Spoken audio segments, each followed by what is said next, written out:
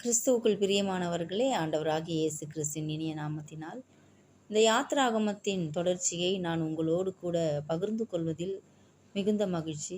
இந்த காரியங்கள் எல்லாம் உங்களுக்கும் அது எனக்கும் மிகுந்த பிரயோஜனமாக இருக்கும் என்று விசுவாசிக்கிறேன். இன்றும் யாத்திராகமம் 20வது அதிகாரம் 2வது வசனத்தில் நானே என்றால் இயேசுதானே என்கிற தலைப்பில் ஆண்டவருடைய வார்த்தையை பகிர்ந்து கொள்ள விரும்புகிறேன். உன்னை அடிமைத்தன வீடாகிய எகிப்து தேசத்திலிருந்து புறப்பட பண்ணின உன் தேவனாகிய கர்த்தர் நானே. அடிமைத்தனத்திலிருந்து நீயாக புறப்படவில்லை. 400 வருட காலமாக அடிமைப்பட்டு கிடந்த உன்னை புறப்பட பண்ணினவர் நானே என்றார் கர்த்தர். இந்த இடத்தில் உன்னை புறப்பட பண்ணின கர்த்தர் யார் என்ற கேள்விக்கு நானே என்கிற பதிலை தேவன் தருகிறார். இங்கு நானே என்பது தன்னை சொல்ல மட்டும் அவர் பயன்படுத்தவில்லை. அது ஒரு இரகசிய குறியீட்டு எண். யார் இந்த நானே? நானே என்றால் அது இயேசுதான். யோவான் 10:7 நானே வாசல் என்றார். யோவான் 10:1 நானே நல்ல மேய்ப்பன் என்றார். யோவான் 6:48 நானே ஜீவ அப்பம் என்றார். யோவான் 15:5 நானே திராட்சை செடி என்றார்.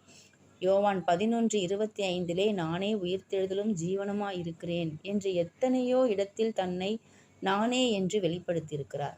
அப்படி என்றால் நானே என்றால் இயேசுதான் என்றால் பழைய ஏற்பாட்டில் இஸ்ரவேல் ஜனங்களை எகிப்தின் பிடியிலிருந்து விடுவித்த நானே என்பவர் யார்? சந்தேகமே இல்லை, அது நம்முடைய கர்த்தராகிய இயேசு கிறிஸ்துதான்.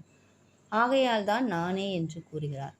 தன்னை முதலில் மோசே முட்செடியில் சந்தித்த போது கூட நீர் யார் என்று மோசே கேட்டதற்கு நானே என்றார். I am that I am. யாத்திராகமம் 3:14 அதற்கு அர்த்தம் நானே தான் என்பதே. கடைசியாக நம்முடைய இரட்சகரே சொன்ன ஒரு ஒப்புதல் வாக்குமூலத்தோடு முடிக்கிறேன். யோவான் 8:24 நானே அவர் என்று நீங்கள் விசுவாசியாவிட்டால் உங்கள் பாவங்களிலே சாவீர்கள் என்றார். நானே என்கிற பதத்திற்கு சகலத்தையும் சிலுவையில் முடித்த அவரே தகுதியானவர்.